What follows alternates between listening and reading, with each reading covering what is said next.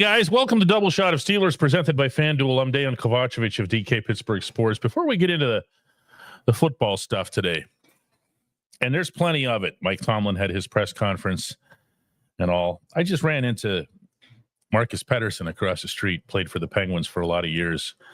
He's now, of course, with the Vancouver Canucks, who are here in town playing against the Penguins up at PPG Paints Arena. I'll be covering that for our app. And this was just like 5 minutes ago. That's why I'm a little bit late. And I'm reminded of how many quality people pass in and out of your life as a reporter over a lot of time.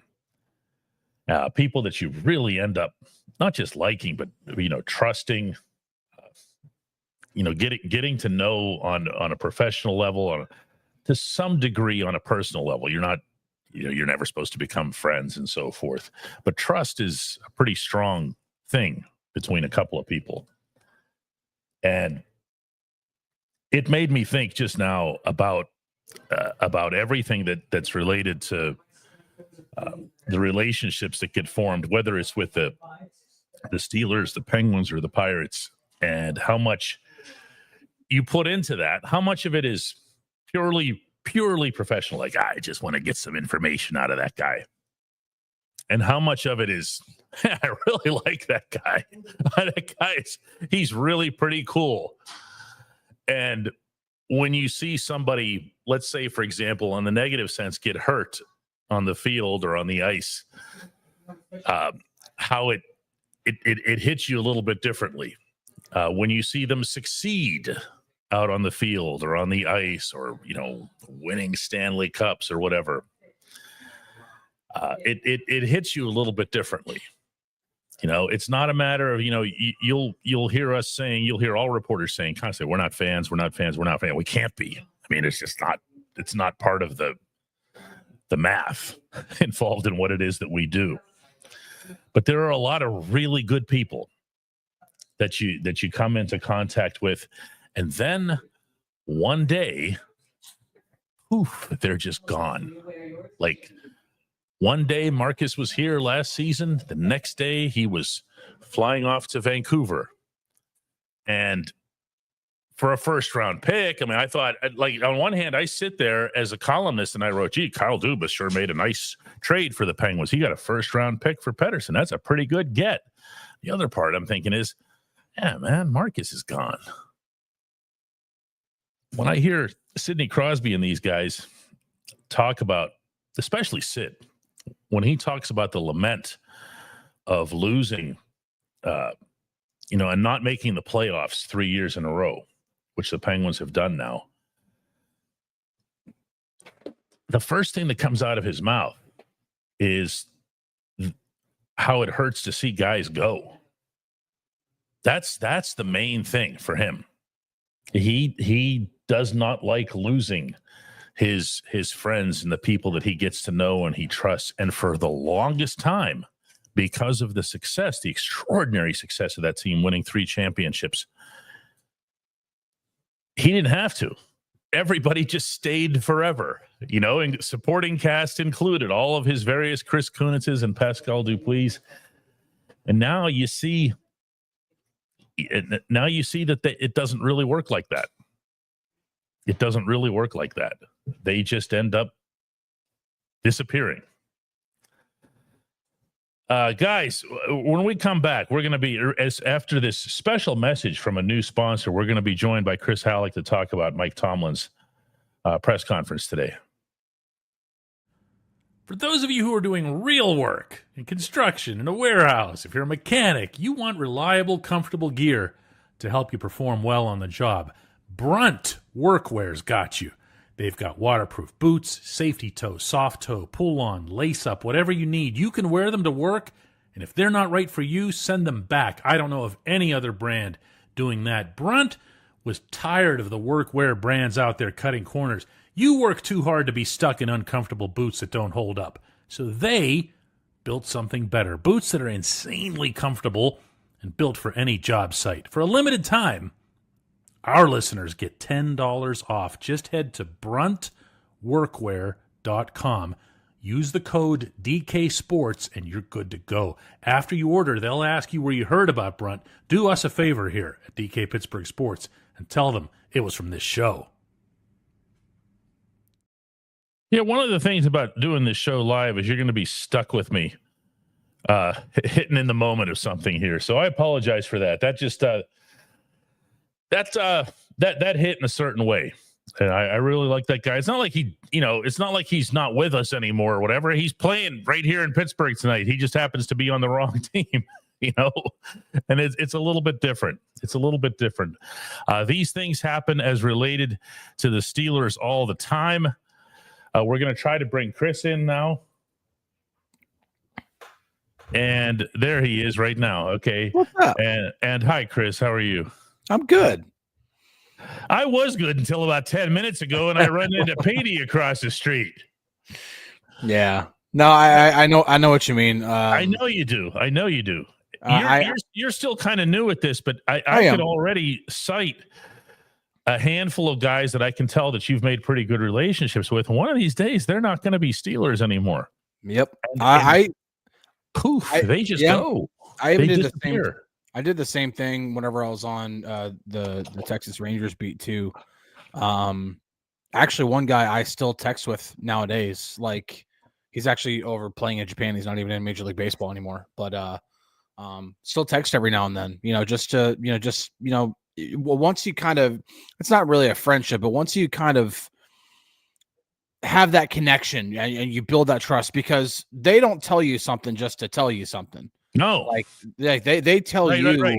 Yeah. They when they give you that level of transparency and with their answers, they're confiding in you, and you've given them a reason to confide in you, and so it's an interesting relationship, because no, it's not biased and it's not personal or anything like that, but you definitely build it's interesting. But yeah, I know what you mean. We're now into the football portion of our program in more ways than one, and it's time to check out the latest odds, futures, and win totals on the FanDuel Sportsbook. If you think the Steelers are going to take care of Green Bay this weekend, and boy, are we going to talk about that today, lock in your bets. Whatever your game, FanDuel Sportsbook delivers the latest lines, futures, and specials so that you can join in on all the action. Green Bay happens to be favored in this game. We'll see what comes of that over the course of the week, pending injuries and so forth. One programming note before we get started. If you put anything in our live chats, and this is a live show, and we're aware of it. Yeah, I saw it. You saw it? That's like this percentage racist, like this much. You're gone forever. There's no discussion. There's no 3 strikes. There's no nothing. You are just banished. You are poof from our existence. Speaking of that sort of thing, unbelievable the sickness of some people. Combined racism and politics in like 2 different comments. Like it's like a double whammy. Yeah. I didn't even see the second one. First one. Oh, I saw Okay. I saw the politic one too. The first one, you are just gone, man. Nobody wants you here. Nobody. This isn't the place. You find some other seedy dive on the internet to do that sort of thing, or just be a better person. How about that? Yeah, that's pretty good. Yeah, it seems all right. Mike Tomlin had his press conference today, and I don't do a whole lot of told you soing because I don't do predictions. I knew. However, and I know you were thinking this sitting there today. Yeah. But I did say that my concern was that Tomlin was going to say that everything is fine except for the thing that is not fine. And sure enough, that's what happened. Chris asked him about it. We're going to put it up here right now on video from Tomlin. Mike, how can you evaluate the performance of your secondary thus far, and has it met your vision for what it was supposed to look like this season? It certainly hasn't met my vision to this point, but I'm not discouraged. We got good people there, good players, good people, guys that got good relationships with the game, and so we're just going to keep working. Yeah. Okay, so he did express concern this came up on this program yesterday that he would, about the 2 turnovers, which is crazy considering the nature of those turnovers, but we've said enough on that. He did express concern about the run defense, because I presume he knew he couldn't get away with saying nothing about the defense when the defense has been terrible. But then when it came around to the secondary, the thing that he had adopted as his baby going back to training camp, he even came up with the clever 3 coverage people thing and all that other stuff. He did all of that. He couldn't do it. He couldn't say, yeah, you know what? We just need to go back to the drawing board with that one. Yeah. It didn't surprise me that that's the answer that he gave. Of course, I'm glad that he at least admitted that what this team has done through 6 games, or what the secondary has done through 6 games, has not met his vision for what. I mean, you 31st in the league. Yeah, exactly. I mean, where you there's some things you can't run and hide from anymore, you know? Yeah. But yeah, but then it just goes to, we'll just keep working. And listen, there's only one way that they can prove people like me and like us wrong, and that's by going out there and putting the clamps down on Jordan Love and Tucker Kraft and Romeo Doubs and Matthew Golden and all the, weapons that Matt LaFleur has at his disposal in the Green Bay offense. And then to do it again the next week whenever they take on Daniel Jones and Tyler Warren, who's breaking out as already probably one of the 3 best tight ends in football and might end up being the next, I don't want to quite put like Gronkowski or Travis Kelce expectations on him, but he was a beast in college and he's already a beast in the NFL. They're going to have their work cut out for them over the next several games. So you got, again, Green Bay's got weapons. Indianapolis has weapons. The Chargers have more weapons than they've had in years past. It's just going to keep going. They're going to have to eventually play Josh Allen and the Bills. They're going to have to play Detroit and all the weapons that they have. They got to figure it out. And the only way that they can really prove us wrong is to actually stop those guys. That's the only way to do it. And whether that is the result of we're just going to keep working, or you actually do make some changes to your schemes, whatever it is, that's the only way to prove it wrong, because Thursday was terrible. Terrible. Yeah, and what has to happen out of this is that there first has to be a recognition of a problem. You can't solve a problem if you can't recognize it. I mean, I think that would be pretty obvious here. Charles worded it exactly that way here. Yeah. You have to be able to see it, identify it, and then attack it. If your brain has as its priority, but I really liked this, I thought this was going to work, the 3 coverage people, I even gave it a name, then it's not going to, nothing's going to be done about it. So what would his answer be? Because he likes the shiny toy that he created. He wants to keep it. He doesn't want, mom and dad to take it back to the store. So what's he going to do? I don't know. Tackle the run better. See, here's the problem. We were there for both of these press conferences, the one in Cincinnati and then this one. And if you go back to the one in Cincinnati and pick it apart, like really dice it up carefully, you'll recognize that he said that the run followed the pass breakdowns. He felt that there was some splash that generated opportunities, that threw things out of whack, that allowed Cincinnati to run. But today, he stands in front of largely the same group of humans and says to them that the problem is not stopping the run. We have to stop the run. What actually happens in the interim, and this part I'm speculating on, that part is fact. What happens in the interim is that he says to himself, I got to save this coverage people thing. I do. We can't just start over again. I couldn't have known Me, Mike Tomlin, I couldn't have known that Darius Slay was going to be a little bit behind everybody at this phase of his terrific career. I couldn't have known this. I couldn't have known that. I need to make an adjustment. Nope. He's made up his mind. He's going to stick with the coverage people thing. And this is why I get a little bit defensive when I get a question like this one from Mark. We love you, Mark. I'm not going to pick on you.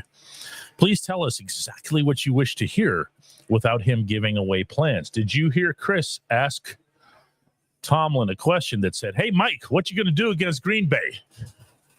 I mean, it's just, that's not, nobody does that. It's just because you're not going to get an answer. So you're wasting a question. And Tomlin is very much the type, to his credit, as he should, to tell us, "I'm not telling you that." Yeah. That's not what was being sought here. What was being asked, Mark, was you as the head coach, do you see this coverage people scheme as being a problem? Not in the future, in retrospect. That was the way the question was phrased. Nobody asked him to give away plans. What the head coach came back with was, "I really kind of like it, and I'm ready to go ahead with it." He said that. And therefore, he opens himself up to this sort of criticism. I think that's fair. Yeah, it's fair. Now, I'm trying to be as fair as possible. That's my job. There is legitimate concern over allowing Chase Brown to run all over you. You said it yesterday in the show. I meant it. Yeah. I mean, he averaged almost 10 yards a carry. And when you actually go back and look at how the series broke down in the first half, the Bengals' first two series, they forced them to punt. They threw the ball on 10 of 13 plays. That's a lot. That's a hard, and the three times the Bengals ran it, they gained 11 yards. So it's not like they were running like crazy. The start was good overall defensively. It really was. Right. And then very first play of the third series, that's when Chase Brown rattled off the 27-yard run. That immediately flipped the field, and the Bengals smelled blood in the water and immediately started hitting on all the short stuff. But so there is legitimate concern from Tomlin's perspective over that can't happen. We can't have that kind of a leak in the run game, because the one thing we want to do, even though it's pretty much asking Joe Flacco to throw the ball in Jamar Chase's direction and T. Higgins' direction, we definitely want to keep them one-dimensional, because that at least allows our guys up front to pin their ears back and just focus on rushing the passer. Pretty much have the Bengals just say, "You know what, we're not even going to try." But the fact that Zach Taylor was able to come up with something so that Chase Brown could be involved, to throw that changeup in every now and then, those 11 carries were all Chase Brown needed to make a big difference. So there is legitimate concern to the issues they had in stopping the run. But that does not mean that you can just think that, the coverage people thing is still going to work. You have to make adjustments. You're not going to be able to completely throw out the playbook and install a new one. It doesn't work like that. This isn't Madden where you're like, the 3-4 defense isn't working for us. Let me just swap out playbooks. No, doesn't work like that. You can tinker and you can make adjustments, but that's about it. Now it's about making the right adjustments so that kind of stuff doesn't happen again. Mike from New Jersey says that the turnovers were more of an indictment on the defense, because you couldn't afford to give Cincinnati offense more opportunities because they couldn't make a stop. Everything has some symbiosis to it, Mike. When I think of turnovers right now as related to the Steelers, I'm thinking of the defense not getting any. And, of course, Tomlin brought that up as well, in the sense that it's been since Ireland that they've had even one takeaway as a defense. TJ Watt brought the same thing up in Cincinnati. Other players have as well, and they should, because part of the design of the offense, part of the plans and the hopes and the dreams, defense, I said offense, part of all that was supposed to be taking the ball away at a certain level. Now, yes, of course, takeaways do have an element of luck to them. It's an oblong spheroid. It bounces funny ways. You don't know if it's going to bounce to you or bounce to the other guys. However, getting your hand on the football is a must. When I think back to the Cleveland game, the Steelers had their hands all over the football and never once took it away. I said this after that game. I can live with that. I can live with that because it means you're doing the things that are necessary to get takeaways. What I can't live with is what happened in Cincinnati, where no such thing occurred. They weren't even close to a takeaway on any run, pass, nothing happened that would have allowed the Steelers to take possession from the offense. The worry that I have within this, Chris, is that you kind of build your defense in a way that you know you're going to give up yards, but that's okay because when we make it way back there, we're going to take that football away from you. You know? Yeah. And we've seen that happen this year. We've seen it. We've seen teams move the ball on the Steelers, and the Steelers will just take the ball at the end. What's the 5 turnover game that really jumps out? New England. New England. I mean, that was insane. I mean, the Patriots just moved down the field like it was nothing, and they get to the goal line, and the Steelers take the ball away, or the Patriots give it away. Yeah. But it happened. It happened. I just don't think that's a foundation for a reliable defense, much less a historic one. Yeah, it's definitely a defense that will be volatile. You'll have those, and honestly, the New England game might be the personification of that. Exactly that. It's all or nothing. They either take the ball away, you know, whether they let you drive 5 yards or 50 yards or 80 yards or 99 yards, whatever it is. They let you drive the length of the field, but if they end up taking the ball away, it's all wasted time, wasted yards, doesn't matter.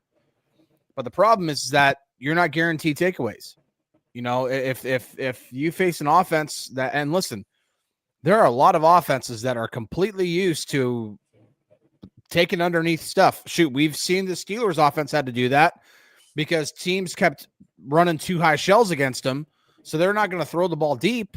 So they're going to just take what the defense is giving them underneath. We're seeing similar thing. I mean, that's just the way offenses are used to having to do things nowadays. Matt LaFleur has seen this stuff, and he is going to exploit it if it's not fixed. Well, let's talk about that. Let's get into let's get into the Packers and what they're going to bring to this game. Not so much from the Green Bay standpoint, but what the Steelers have to counter. Is there anything that the Steelers can do that can listen? As we were just discussing here a little bit ago, neither Tomlin nor Terrell Austin nor anybody associated with the Steelers benefits from putting up a neon sign that says, here's what we're going to do against the Packers. However, nothing stops them just because of what he said today from going ahead and making that change. They didn't tell us anything flying over to Ireland about Spencer Anderson lining up, nor should they have. Okay. When you get to that matchup, what is it that can be done schematically to A, bolster the run defense, and B, make sure that you're not exposed in the back? Well, I think the one thing you don't want to, the one thing that's really bothering me about this defense in general is that there is seldom, unless they are in zone coverage, which is cover 2, cover 3, cover 4, whatever it is, there is almost never, like when they're in man coverage, there is almost never a whole defender in the middle of the field, meaning that one guy is responsible for just dropping into a big, granted, it's a large zone. It's a gigantic zone to cover, but it's somebody in the middle, whether you want to run a too high robber where one guy comes down and he robs the middle of the field, whether Scarecrow. you drop. I was calling him yesterday, my mythical Scarecrow just standing in the middle of the field. Something just so that, okay, even if they get a completion, if they run that slant or that drag and they get a completion, there's at least a defender right there to make the tackle so that it's a 7 or 8 yard gain instead of a 17 or 18 yard gain.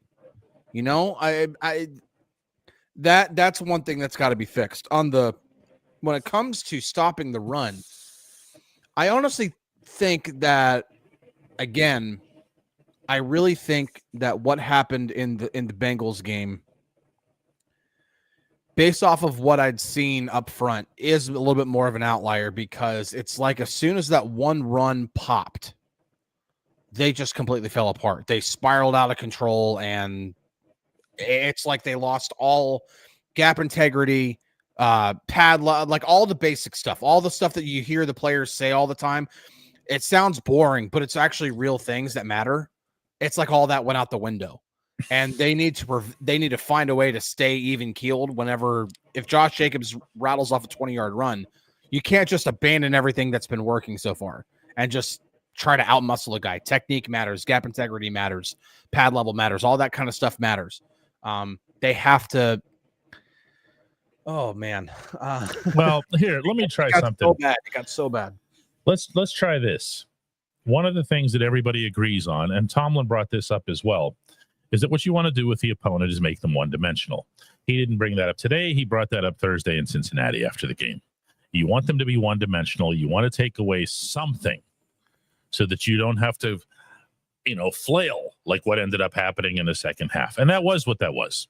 Yeah. Okay. That's what happens when you're just going, I don't know what to do. And now you're just reacting. There's no acting. There's no aggressiveness. You take the teeth out, everything. Okay. Well, there goes the Canucks bus finally behind me. I don't know if you heard it. It's a loud bus. I did hear it. Like, get out of here, Canucks. I'm going to go get my work computer really quick because there's one number that I really want to find really quick. Yeah, you do that. I want to make a point here about making the team one-dimensional.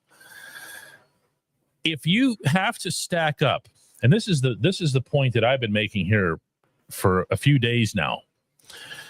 If I have to take a third defensive lineman and put him there, and for those of you who don't know what I'm talking about when I say that, the Steelers' base defense, the Steelers' majority dominant defense that they use most often is just two down linemen. It's Cam and somebody else, or somebody else and somebody else, but it's two guys. If you put three bodies there, three of them, and the other side knows, and I mean knows, that you're going to have those three bodies there. Don't even switch on and off. Do like Dublin, where you just say, you know what? We can't block worth a crap, so we're going to put 6 offensive linemen and Darnell Washington out here. One way or another, you're going to know, Minnesota Vikings, that you can't get to our quarterback, so you're going to have to rethink everything that you thought about flying all the way over here. That was part of the beauty of that plan from the offensive perspective, to Arthur Smith's credit. This one, what you want to do is turn it around. Well, we know you saw the Cincinnati film, and we know that you think that Josh Jacobs can run on us, and maybe he can. Maybe he will. But it's not going to be easy. And you want to send that message to them early. So you have those 3 interior defensive linemen right there. Boom, boom, boom, across. You have Cam Hayward on one side. You have Alex Highsmith on the other. You get Nick Herbig involved as you can. But when you hear opposing coaches talk about the Steelers' defense, they don't talk about Highsmith the way you and I do. They talk about him as a real problem. They don't like running to his side. They feel like that's a dead end. And I'm positive there are metrics to support that. So now what you're showing, Green Bay, is you've got 5 guys here who are going to stop the run. If you're going to beat us, you're going to have to do it back there. I think that's a start. I really do, Chris. I want to see that third. And I don't care who, except that I want it to be Y.A. Black. Okay. I'm not picky, but give me Y.A. Black. I know he's not perfect either, and I don't mean to make him sound like a superhero. He did not have great reps in the Cincinnati game from what I saw. But give me something that is different, something that takes away one element of what my opponent wants to do. So I looked this up, and this is what I was wanting to look up. And ironically, right as you were going into it, I looked up the yards per carry that they're giving up in base defense versus nickel defense, and then also their EPA per rush, which is an advanced expected points added, which is pretty much how efficient are you at stopping the run, because yards per carry can be skewed. You can, stop, 9 carries, you can stop the other team for 2 yards a carry. Like it's like 2 yards here, 3 yards there, 1 yard, a whole bunch of nothing. And then that 10th carry is a 57-yard run. It's one really successful run. So you see what I mean? Like EPA contextualizes that. So yards per carry, the base defense is allowing 4.5 yards a carry. The nickel defense is allowing 4.6. So it's almost the same. EPA per rush, the Steelers' base defense is 27th in the league. And the nickel defense is 7th. So the nickel defense has actually been better at stopping the run on terms of efficiency level than the base defense has. And I think that part of the reason for that is because you even though you have one less big boy up front, you have Deshaun Elliott and Jalen Ramsey and a bunch of other guys on the second level, whether it be a nickel or a box safety, whatever, that can support that and are really good run defenders. I think the issue when we're talking about stopping the run is, again, not allowing whenever you do allow a big run to not get out of whack and maybe just it requires some more looking at the film to see what exactly went wrong. Because part of it was Keanu Benton getting absolutely blasted a few times, but we've also seen Keanu Benton get blasted whenever he's been the nose in 3-4, whenever he's one of those 3 defensive linemen. So I think ultimately it's just down to player execution at that point. I don't think it's as much in terms of scheme or personnel usage. So many different dimensions. Even if you stop the run here, as Nat points out here, I'm interested in seeing how we match up against the speed of the Packers wide receivers. They have to be one of the fastest around. That's going to be a challenge, and speed is going to be a challenge for these guys, which I think is something else that you want to make sure that you're at least being open and honest about. And by that, I mean, if you have somebody, whether that's Slay or anybody, who can't keep up or who can't cover or who can't track somebody without tugging on their shirt and getting a flag all the time. I'm not completely picking on Joey. Those were actually his first 2 flags of the season. I looked that up. I was surprised to find that. We just have this perception that he gets flagged all the time because he had 17 of them last year, more than any corner in the NFL. Jack Ferguson says that it sure is funny watching the Canucks bus as I'm watching from Vancouver. They're not going to wave to you, Jack. They've got their game faces on. They're also missing a few guys heading into this one tonight. We'll see how that shapes up as a factor in this one here. KJ says that Keanu Benton needs to be benched. The only good game that he had was against backups. I'm not sure what to make of Keanu right now. And I don't mean to punt that one in your direction, Chris, but I'm doing it anyway. I'm Corliss Waitmaning it here towards you, because Keanu, there are times where he looks like exactly what you wanted him to be when he was drafted. And the way his teammates were talking about him and how he's going to be special and he's wrecking things and he's doing all this damage. And then this. So it's hard to pinpoint one thing, but I think the big thing with Keanu is he was number one. I'm not saying it's a bad draft pick because he obviously had plenty of upside, but he was always more accomplished and more developed as a pass rusher than as a run stopper. And he said so even when he was taken, remember? Yeah.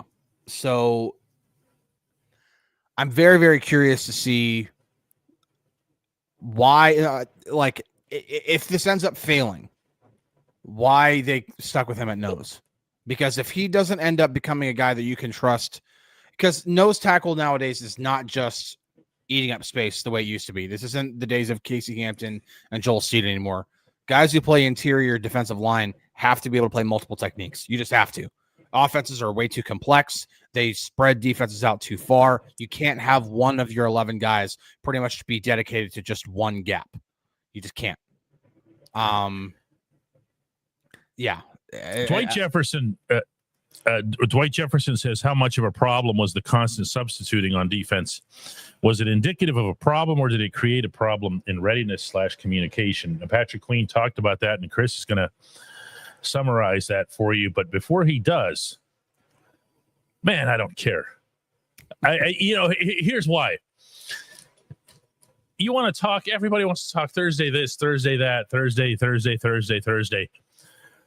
Part of the way this roster, the entire roster, was designed, with really the exception of the offensive line and, of course, non-stop positions like quarterback, was that you got to switch out. You got to have people who are moving in and out so that you can keep them fresh. It's a 17-game season. Sometimes it's a short week. This team might have been able to at least partially blame their 2024 collapse on the way the schedule played out, both from a day of the week standpoint and from an opponent's standpoint. So you live and learn. You say, all right, we've got this many defensive linemen. We can rotate. We have some confidence. We can do that. So we're here. This was week 7.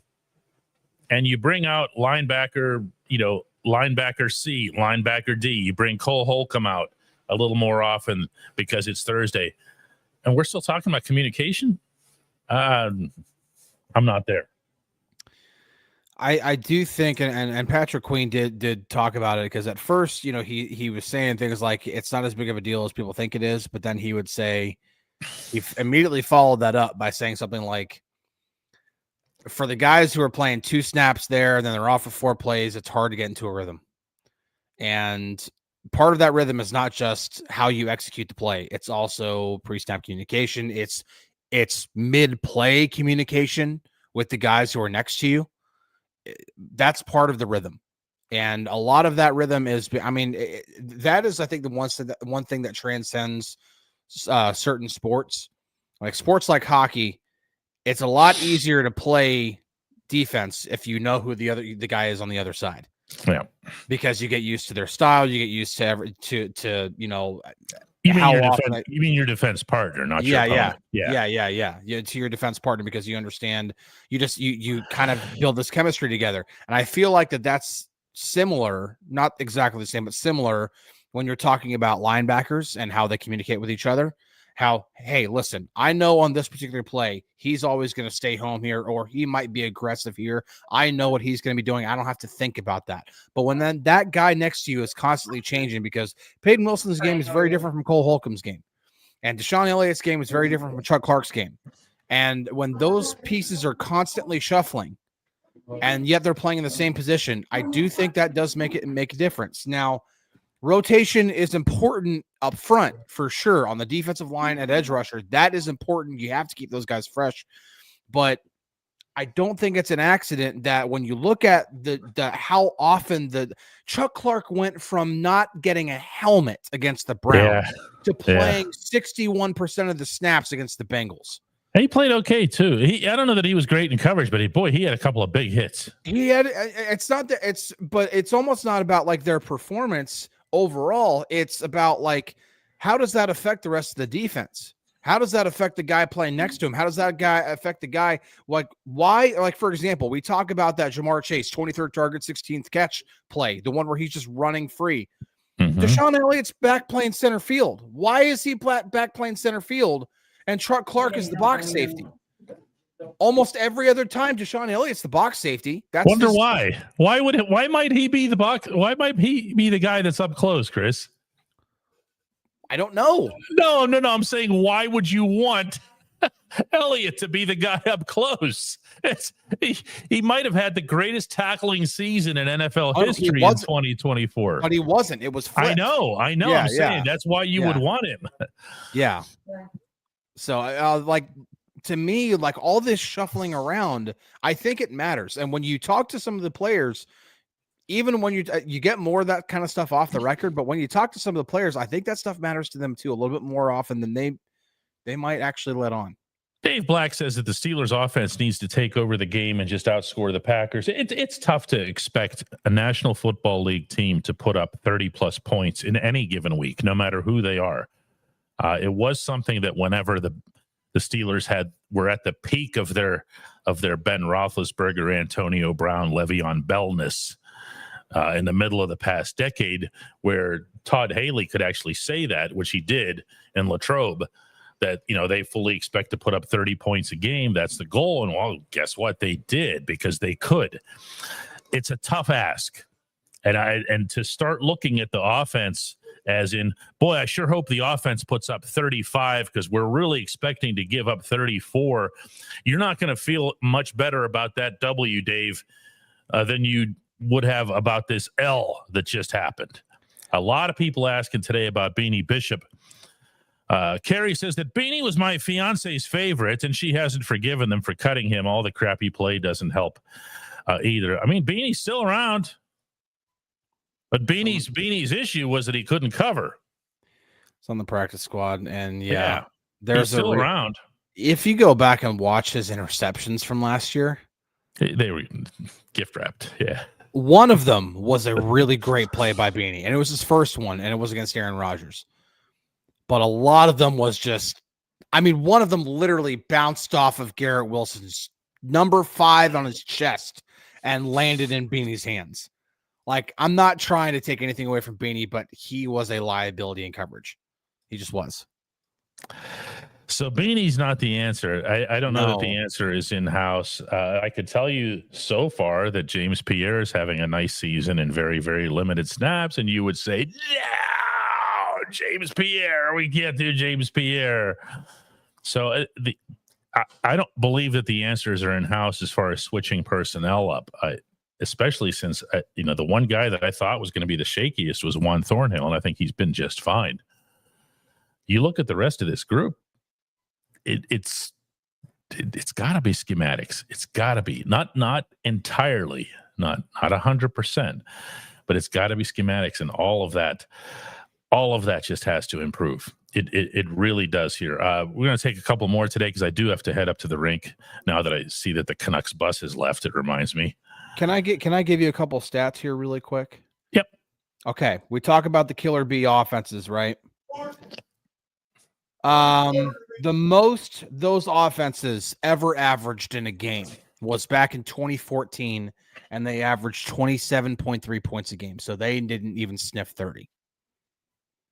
Well, they would occasionally sniff 30. No, for sure. From an average standpoint, I see what you're saying. Yeah. But like I said, it's tough. Yeah, and so I wanted to put that in perspective, but I'm going to put this in another perspective too. The 2018 offense also put up pretty good. They were 26.8 points. This offense right now is putting up 25 points a game. Which is pretty good. It's pretty darn good. Now, the 2018 team averaged 6.1 yards per play. This team right now is averaging 5.5. So a little off of that. But the 2017 team, and I've said it on this show a number of times, that 2017 team was bound for the Super Bowl before Ryan Shazier's injury, and that team averaged 5.8 yards per play. So we're in a similar ballpark with this offense to what those offenses were doing. Yep. They've been good. The defense needs to be better. Lyle is one of many to bring up Minkah Fitzpatrick's departure. This is the first one that I'm putting up on the screen here. He says, why do they have someone play the Minkah center field and be out of position? I saw that on Chris's Chalk Talk. I'll just say, as it relates to Minkah, first off, nothing but respect for everything that he achieved here. Second, this team's not missing a center fielder. They're not really getting, if you think about it, for all the air yards, and did you know, Chris, they're number 1 now, or I should say number 32 in air yards in the entire NFL. Mm-hmm. They still aren't getting beat over the top. There's still somebody back there. They're giving up big gains, but they're giving them up in splotches in the middle of the field. They're not getting, like, somebody's not getting burned, on some long distance thing, the kind of stuff that really embarrasses coaches and coordinators. Yeah, it's interesting, but no, they're not missing a center fielder. Juan Thornhill has been, I really think he's been a pretty solid player for the Steelers. I thought, actually, he's playing about what I expected him to. Not anything that's been overly amazing, but he's been a professional. He's not gotten burned. He's not busting coverages. He's occasionally making a play where you're like, whoa, there's 22. And physical. Yeah. I really think he's really been a nice addition. Yeah. But that's what, again, when we were if you're watching this and thinking, well, it wasn't like this with Binka, just you're gross. No offense. You're grossly oversimplifying. That's not it. Yeah. No, it's not that. There are issues that go beyond who's lining up at free safety. Now, Chad Moore says, fix the defense and this team will be a division winner. That's a fair statement. Oh, absolutely. With the way the offense is playing, again, this is the best the offense has been since 2018. And no, we're not counting a 3-game stretch where Mason Rudolph was the quarterback. No, it's not happening. It's a 3-game stretch. Chris says, I want to know who approved 2 teams with gold helmets. They won't both be gold. Green Bay is wearing an alternate uniform as well, or there's some kind of a mock leather brown helmet as part of some alternate thing that they're wearing. This would have gotten people killed. Yeah. Okay. Yeah. It's going to be a very interesting uniform night. That's for sure. I haven't even seen the Packers. Vontez and David DeCastro coming around the end, both of them wearing the same colored helmets. That was already brutal enough. No thanks. Can we go back to Super Bowl 45 and have these teams play in these uniforms? Oh my goodness. Oh my goodness. Can you imagine that 2010 defense playing a team with the same color helmet? Yeah, I haven't seen the whole uniform yet, so I don't really have much to say about Steelers or the Packers. Steelers. Oh my. You got to look at it. I mean, it's just it's a faux back, right? It's a faux back. It looks like the 33. So I'm okay with that. Anything that's historical, I'm okay with. It's an NFL rule that you have to have full numbers on the chest now. That used to not be the rule, but that is a rule now. So those 1933 jerseys that had the Pittsburgh crest on the chest with the number in the top left corner, like smaller top left corner, like by the shoulder. And whenever the Steelers wore these for their night in the 75th anniversary in 1993, I think it was, that's how it was. It was the big Pittsburgh crest, that's in the middle of the Pittsburgh flag on the chest. Huge. The city's crest. Yeah, the city's crest. And then the numbers were in the top. Well, because of the NFL's rules, what the Steelers did is they flipped it. Now the numbers are in the front and the crest is in the top left. Yeah, that's cool. If you look at that and you try to judge it, you can't do that with historical stuff. That's like people who will show up at a hockey game and say, "Ooh, the Blackhawks uniforms are ugly." No, man, they're not ugly. They're historical. That's what the Blackhawks have been wearing forever. The best dressed team in all of sports is the Montreal Canadiens. And if you think that anybody would design the Canadian sweaters to look like they do now, no, they'd have some happy Canadian guy running through a shape, or something, or they'd make it singular, Canadian with no S. Yeah. Or something like that. Utah Mammoth. Have you seen the logo? Yes. It's just it's okay. It's the quintessential modern logo. It's got the hidden design within the mammoth itself of the Utah mountains and stuff. And the traditional stuff. Look at these 2 helmets in front of me here. Look at these things. Yeah. You can't argue with them. They're hideous. Yeah, she says they're hideous, but nobody would have designed them like this now. If you had a team that they just created called the Pittsburgh Steelers, like right now, expansion team, who they'd have is they'd have frickin' Steely McBeam. No, I can tell you right now, Steely McBeam would not be the name of the mascot. They'd probably be the Pittsburgh McBeams. Oh man, it's so and just it's.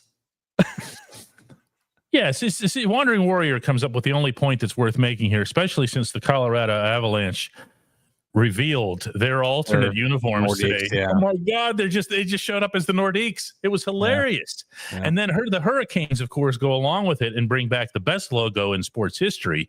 Hartford Whalers, that, of course, being the Hartford Whalers logo, and make Hartford a hockey town again. Talk about logos that have the hidden things in the logos. It's Hartford Whalers is good. Milwaukee Brewers is another really good one. The Milwaukee Brewers one is really, really, really nice. Whoever came up with that is just a high five forever, every single day. Yep. You want to amuse yourself though when this show is over and not before. Put the Hartford Whalers logo on your phone. Yeah. True story. Turn it sideways, and you'll see that it becomes the Binghamton Whalers, who was their AHL affiliate. Oh, wow. That's awesome. The W becomes a B. Like, that alone makes it the best logo, like, ever. Like, you could actually turn it into your affiliate's logo just by turning it on its side. That's actually really cool. Nothing's better than that. So that is a very modern logo for its time. Hartford, way ahead of their time. Yeah. The Whalers logo came into being in the 70s. That was when the original one had the actual whale with a harpoon through it. That would like kind of not be okay today. Right? I mean, like, you'd have all kinds of like whatever, save the fish advocates or whatever. Florida Dave says that the Whalers were easy to beat on NHL 94. Dave. One of my first games I've ever played, man. No, but if you weren't winning the Stanley Cup as the expansion San Jose Sharks, you weren't even playing. So I don't even want to talk about it any further. Somebody gets that's awesome. What's that? Somebody Wandering Warrior here gets the mall rats and the mall rats. Yeah, good stuff. Yeah, the Hartford Whalers are America's team. True story. Last true story about the Whalers logo.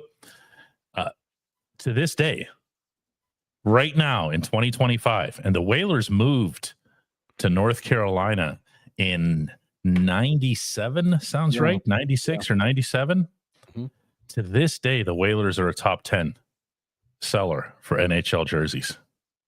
That's awesome. To this day, it's not unlike the Roberto Clemente phenomenon here. Clemente is still the top selling Pirates jersey, more than Skeens. Yeah, more than Paul Skeens, more than Andrew McCutcheon. It's still Roberto Clemente, more than 50 years after his tragic passing. Great stuff. All right, guys. Mike wants to know, what are you expecting out of goal tonight? Artur Shilovs is, of course, facing his old mates. He's actually going to be facing more of his old mates than he thought because the Canucks have a bunch of injuries, like a bunch of them. So he's going to be facing his former Abbotsford Canucks teammates from the AHL. And if Abbotsford sounds familiar to you football fans, yes, that was the hometown of one Chase Claypool. It all came full circle on this show. Got back to football right at the end. That's right. And yes, I didn't know whales were mammals. I knew dolphins were. Are whales? Yes. I thought they were just fish. No, whales are mammals. They have to breathe. They don't have gills. The whole spout thing. Yeah, that's them breathing. Don't say you didn't. Don't say you knew that. Oh, I absolutely knew. Not you, okay. them. Not you, them. They're all going, oh, yeah, whales are mammals. I knew that. I have watched way too many documentaries about orcas, like more than I should have. I'll put it that way. Frank Ray says, what school did you go to, DK?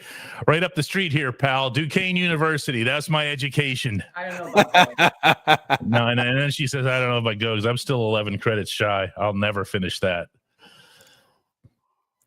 Yeah, dude, whales have to breathe. You have to say that, though, like in the Mallrats. Mallrats. The Jason Lee. Right, Jason Lee. Yeah. Dude, whales have to breathe, dude. All right, guys. We'll hook up again with you tomorrow. In the meantime, go get the app. This is going to be one of those where I don't ask, I tell, I order, I instruct. You have to do this, or else nothing happens. Or we make you into a whale that's not a mammal, so you can't breathe.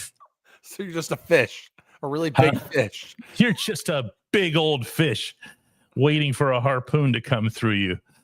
Go get the app. It's at you just go into your Apple or your Android the App Store or the Google Play, and you type in DK Pittsburgh Sports into the search field, it shows up. You download it for free. After that, you open up and you go, ew, ads. Then you email me, and we'll get rid of those ads for you, because I will send you a massive, massive discount, like the size of a whale, this discount, off of the premium level.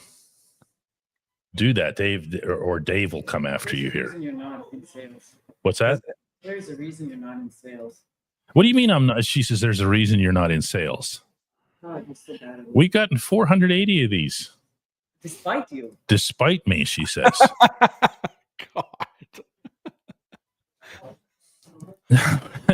It's true. Mike Jones says that Jason Lee isn't dead.